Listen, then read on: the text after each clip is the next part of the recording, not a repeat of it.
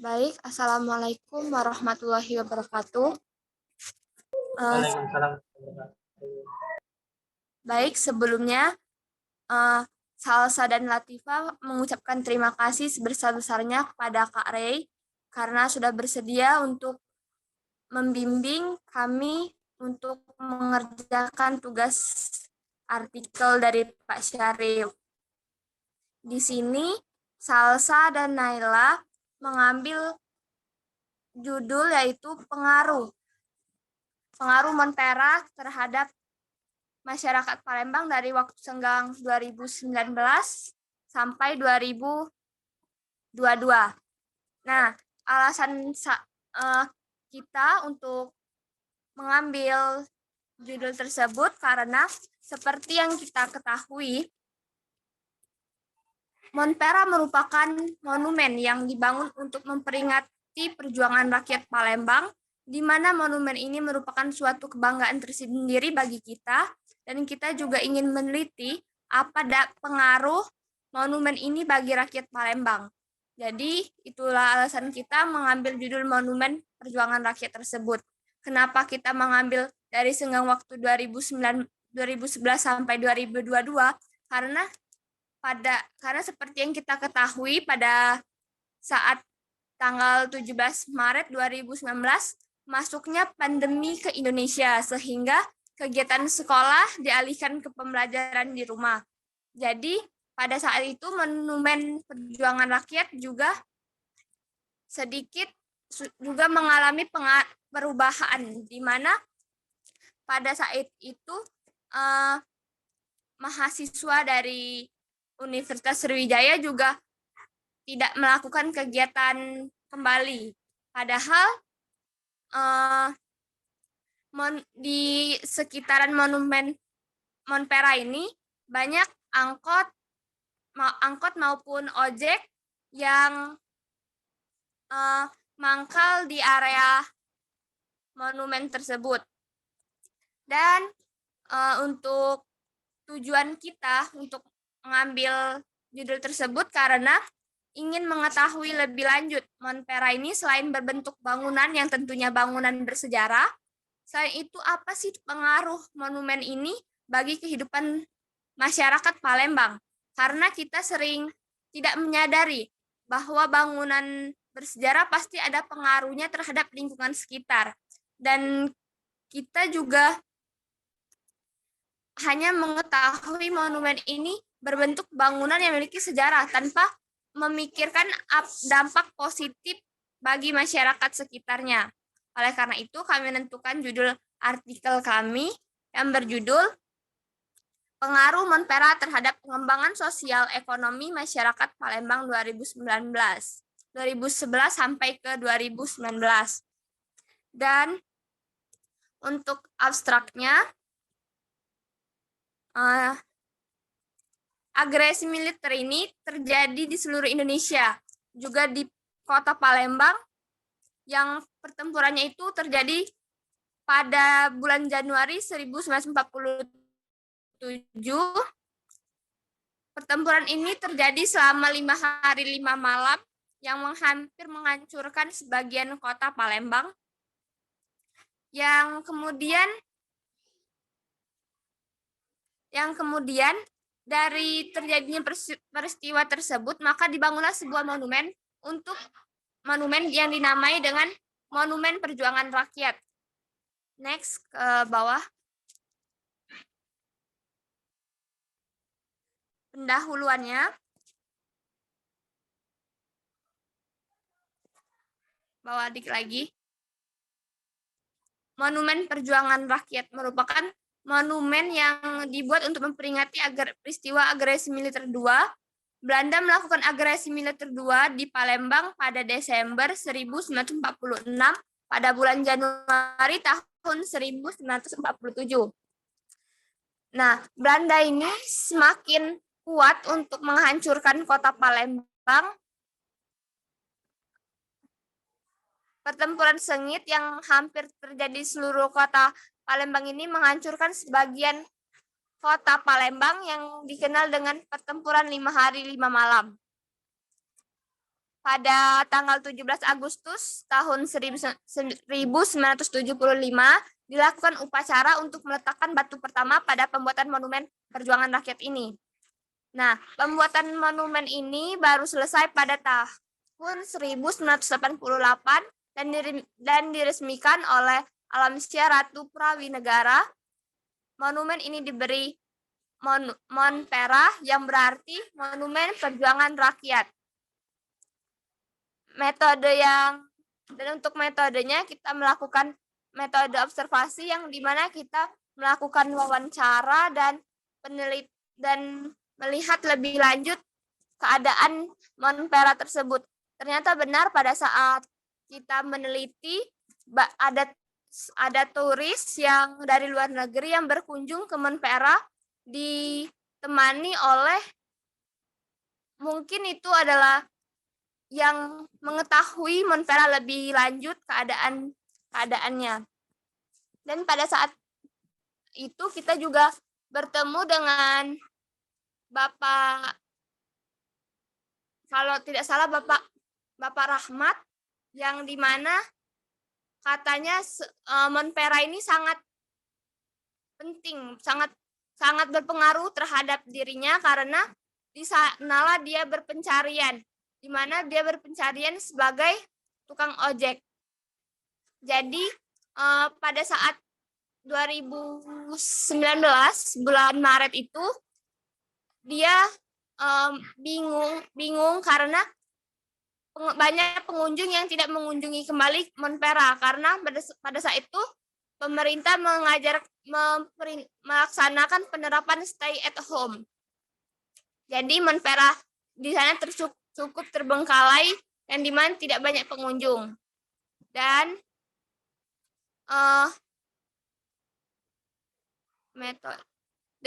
kita juga mewawancarai 2 tukang ojek. Dia juga berkata sama seperti demikian, yang dimana katanya Monpera ini sangat berpengaruh karena banyak tukang ojek, angkot, maupun pedagang-pedagang minuman, makanan kecil yang mangkal di sekitar area monumen tersebut. Saya kembalikan kepada rekan saya, Latifah Naila, untuk menjelaskan selanjutnya. Terima kasih. Baik, terima kasih. Pada artikel ini kami menggunakan template dari Historia di mana terakreditasi Sinta 6. Hasil dan pembahasan. Yang pertama, peristiwa dibalik dibangunnya Monumen Perjuangan Rakyat atau Monpera di Palembang. Setelah Indonesia merdeka pada 17 Agustus 1945, bangsa Barat kembali datang ke Indonesia yaitu pada tanggal 29 September 1945 bersama dengan tentara Sekutu dan Nica, dan berhasil mendaratkan kapalnya di Tanjung Priok, Jakarta. Kedatangan Hubertus Johannes van Mook Nica yang berkedok ingin melucuti senjata sisa-sisa serdadu Jepang dan memberitahu konsepsi negara Indonesia, yang dimana kehadiran Belanda dan Sekutu bukannya disambut baik, malah sebaliknya. Hingga pada 12 Oktober 1945, pasukan Sekutu berhasil mendarat di Palembang yang dipimpin oleh Letnan Kolonel Carmichael bersama dengan pasukan Nica atau Belanda. Dan pada 24 Oktober, tentara Inggris meninggalkan Palembang dan kedudukannya digantikan oleh Leopold Mollinger, serta semua tempat yang pernah dikuasai oleh Inggris diambil alih oleh Belanda. Awalnya para pasukan Sekutu dan Belanda diberi akses di Kem Talang Semut dan juga diberi akses jalan dari Kem Talang Semut ke Pelabuhan Bom Baru.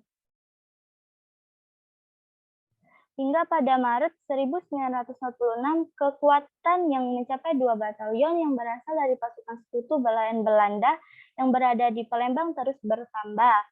Tepatnya pada 24 Oktober 1946, Sekutu menyerahkan pengalihan kekuasaannya kepada Belanda. Hingga pada tanggal 29 Desember tahun 1946, para penjaga negara Kesatuan Republik Indonesia beserta masyarakat yang di Palembang berjuang menyerbu markas militer Belanda. Pertempuran 5 hari 5 malam yang dimulai pada tanggal 1 Januari 1957 yang terjadi sekitar pukul 5 pagi. Belanda melanggar garis demarkasi yang menyebabkan terjadinya insiden di daerah Ilir. Hal tersebut menjadi pemicu pecahnya peristiwa Perang 5 hari 5 malam di Palembang. Pada 1 Januari 1947, para tentara Belanda melepaskan tembakan pertempuran itu yang terjadi pada pukul 3 sore.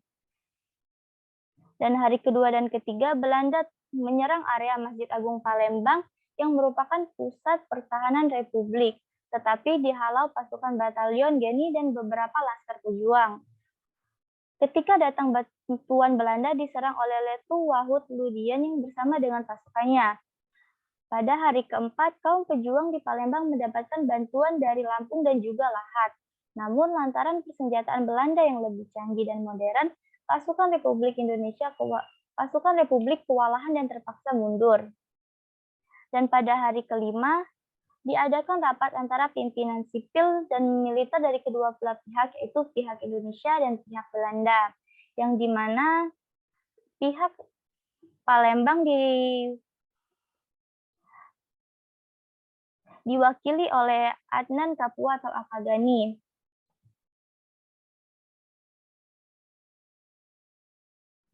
Sehingga kesepakatan terjadi antara pihak Indonesia dan pihak Belanda. Letak Monumen Perjuangan Rakyat atau Monpera di Palembang. Monumen Perjuangan Rakyat atau Monpera yang berada di Jalan Merdeka nomor 1, 19 Ilir, Kecamatan Bukit Kecil, Kota Palembang. Dampak positif dari pembangunan Monpera terhadap sosial ekonomi masyarakat Palembang. Dampak positifnya itu terbukanya lapangan pekerjaan yang baru, peningkatan pendapatan masyarakat tetapi hanya musiman, perlindungan serta pelestarian terhadap tempat-tempat bersejarah, dan yang terakhir penggunaan bahasa. Dampak negatif dari pembangunan Monpera terhadap sosial ekonomi masyarakat Palembang, di mana dampak negatif dengan adanya Monpera itu banyak penjahat atau misalnya pencopet, penjabret di sekitaran Monpera, sehingga masyarakat ataupun orang yang berkunjung ke Monpera ini harus waspada dan hati-hati dan disarankan untuk tidak sendiri. Baik, saya kembalikan ke rekan saya, Salsabila.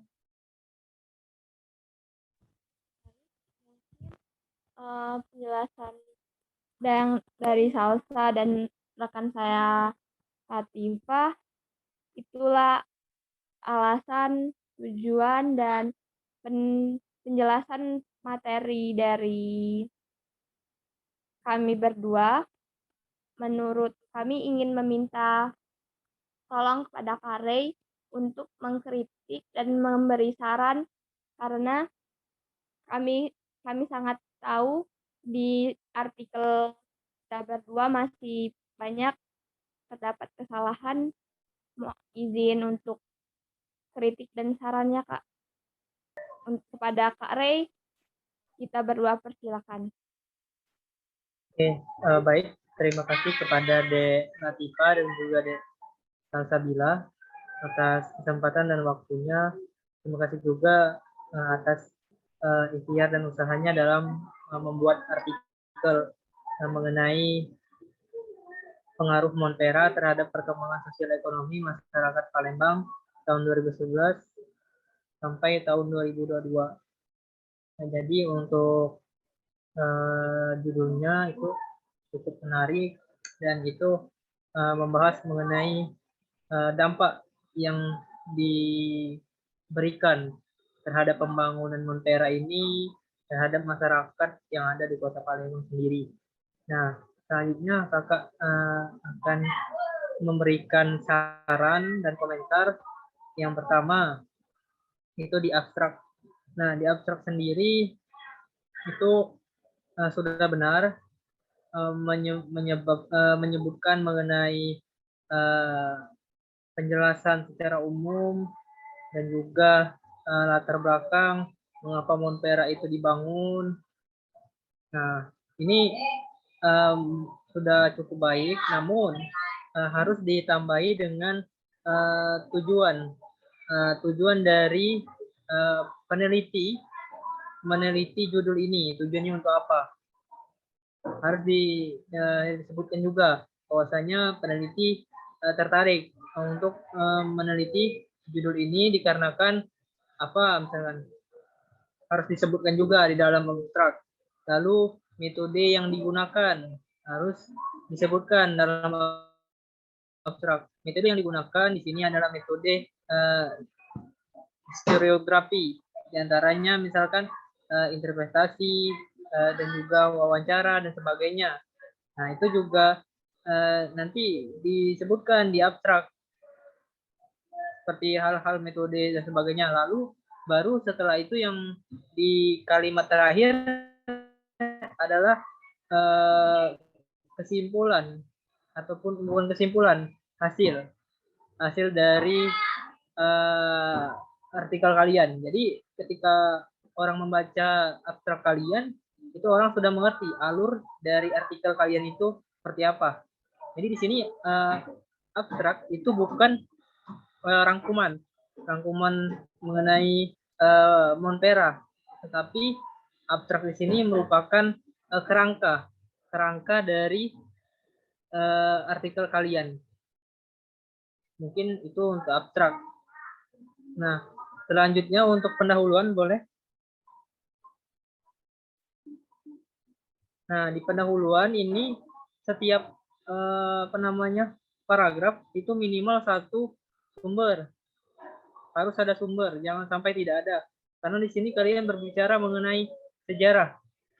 Nah, sejarah itu bersifat rasional, harus dengan bersifat ilmiah, harus dengan data-data dan juga sumber yang valid. Nah, misalkan monumen perjuangan rakyat memperingati agresi. Nah, ini harus diberikan sumber.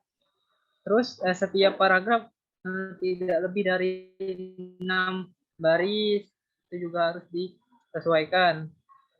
Nah, itu kan monumen perjuangan rakyat itu harus dicari sumber-sumbernya. Jadi setiap paragraf minimal ada satu sumber. Nah, kalau dia tidak ada sumber, artinya ini opini kita atau pendapat pribadi kita. Dan ini akan melemahkan artikel yang kita buat. Artikel yang kita buat akan tidak kuat ketika di-review oleh pihak jurnal. Nah, mungkin bisa lanjut ke bawah.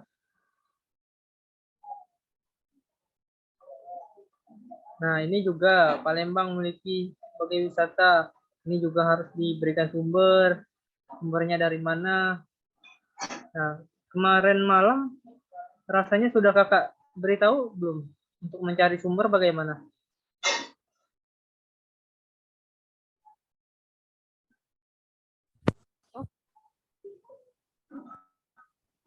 Nah, suaranya tidak ada.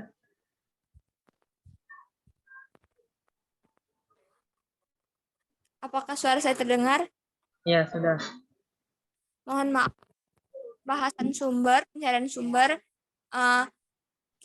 kita keluar karena terkendala sinyal di mana pada malamnya itu hujan, Kak. Jadi nanti bisa koordinasi lagi dengan kakak bagaimana mencari sumber-sumber terkait dalam hal ini tanpa kita harus mengubah struktur kalimat. Ini sudah diparafrase atau diturnitin? Sudah, Kak, sudah diparafrase dan diturnitin. Berapa ini turnitinnya? Kalau kemarin ini Kak 19. 19. Oh ya, sudah cukup bagus tuh. Nah, nanti tinggal diberikan sumber dan juga setiap setiap paragraf itu maksimal itu 6 baris. Lebih dari 6 baris buat paragraf baru. Misalkan Palembang sampai dengan agresi militer Belanda II yang pernah terjadi, titik. Sudah di sini titik. Nah, terus yang Montpera menampilkan pemandangan yang indah dan taman ini paragraf baru lagi. Itu jangan terlalu banyak, harus padat dalam satu paragraf. Oke, lanjut ke metode. Nah, untuk metode sendiri tidak perlu lagi dijelaskan mengenai pengertian.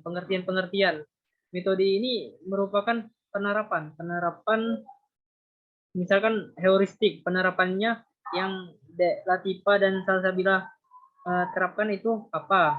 Di sini kan heuristik artinya di sini mengumpulkan data-data. Nah, di sini langkah-langkah yang mengumpulkan data dengan cara apa? Misalkan kami mengumpulkan data dengan wawancara dan juga studi pustaka. Nah, artinya di sini Latifa dan Salsabila sudah menerapkan langkah-langkah heuristik. Nah, tapi tidak perlu lagi dijelaskan heuristik adalah cara pertama yang dilakukan oleh penelitian sejarah. Tidak perlu lagi dijelaskan heuristik itu apa, karena ya orang sudah tahu heuristik itu apa.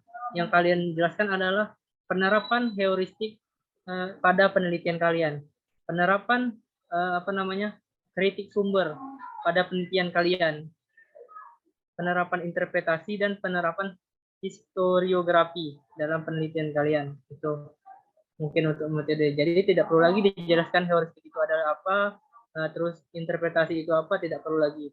Langsung ke penerapan langkah-langkah itu. Mungkin ke bawah deh, ke pembahasan. Oke. Bawah lagi deh. Nah, untuk setiap paragraf harus dikasihkan sumber. Dan juga jangan terlalu banyak barisnya. Nah, ini ada foto Monumen Perjuangan Rakyat atau Montera. Nah, ini foto pribadi atau foto ngambil di mana deh? Foto pribadi dari HP Naila, Kak. Nah, foto pribadi itu untuk penulisannya, misalkan gambar 1.2 Monumen Perjuangan Rakyat, sumber dokumen pribadi, seperti itu deh. Nah, itu nanti coba kalian tanyakan kepada teman-teman yang lain untuk penulisan sumber foto. Jadi foto ini milik kalian gitu.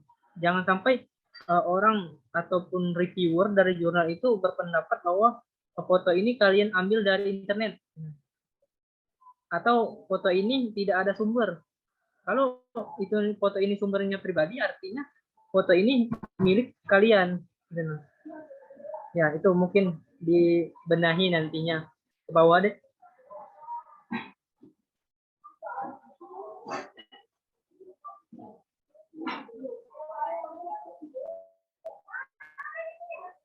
Nah, ini juga fotonya, ini gambar _2 Meriam 25 PDR.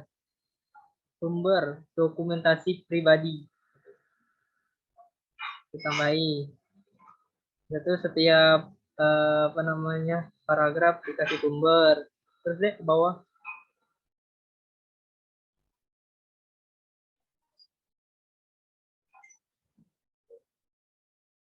Bawah.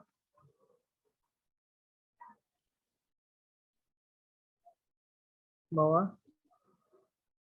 Ini jangan terlalu banyak ya nanti membahas tentang sejarahnya.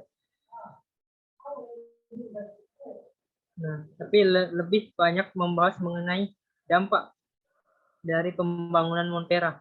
Nah, karena judul kalian yang dititik beratkan adalah dampak sosial ekonominya. Itu. Nah, ini yang harusnya lebih banyak. Ini bisa juga kalian buat Google Form.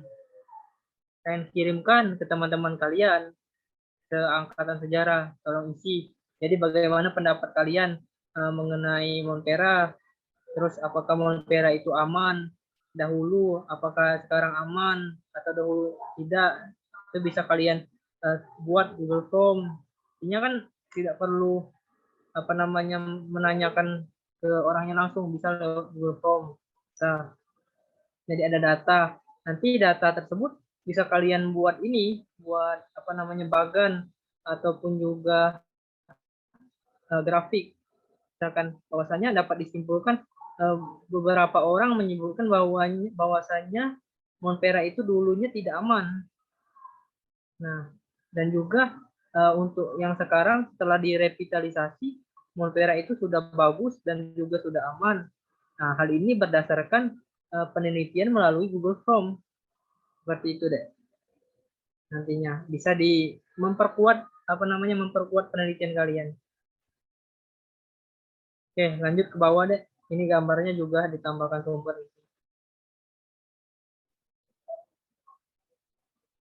Nah, sumber-sumber juga ditambahkan. Nah, dari kesimpulan tadi dirapikan rata kiri kanan, dirapikan ya, jangan lupa.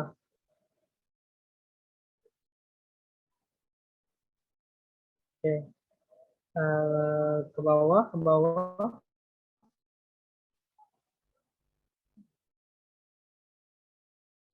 Oke, sesuai abjad. Oke, oke. Oh, ini sesuai abjad deh.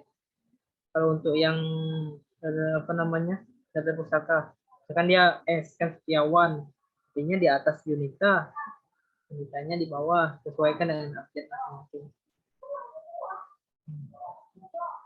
Minimal 20 sumber, kalau nggak salah artikel. Ini berapa sumbernya? 11, Kak. Nah, 11. Tambahin lagi ya sumbernya. Oke, mungkin itu saja dari kakak terkait apa namanya artikel kalian.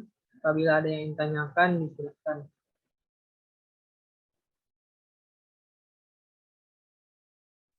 Kak, izin bertanya, Kak. Silakan deh. Untuk kesimpulannya tuh kan yang ini gimana, Kak? Kalau jika ditambah materi, apa kesimpulannya ini juga ditambah lagi atau gimana, Kak?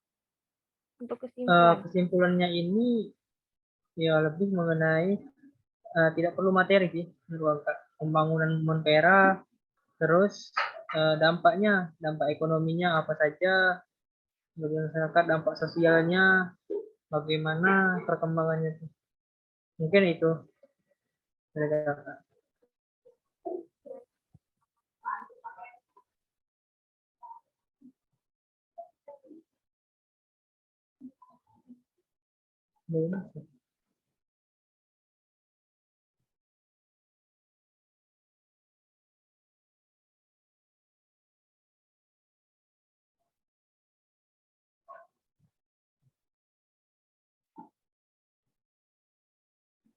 Oke, ada lagi?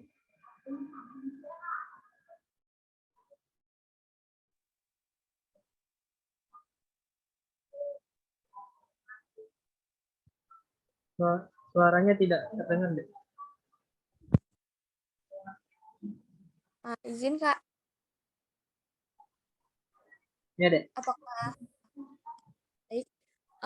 Baik, Kak. Mungkin penjelasan dari Kakak cukup kita pahami dan kita mengerti. Terima kasih untuk saran, kritik, dan arahannya, Kak. Mungkin mungkin cukup penjelasan dari materi yang Kakak jelaskan.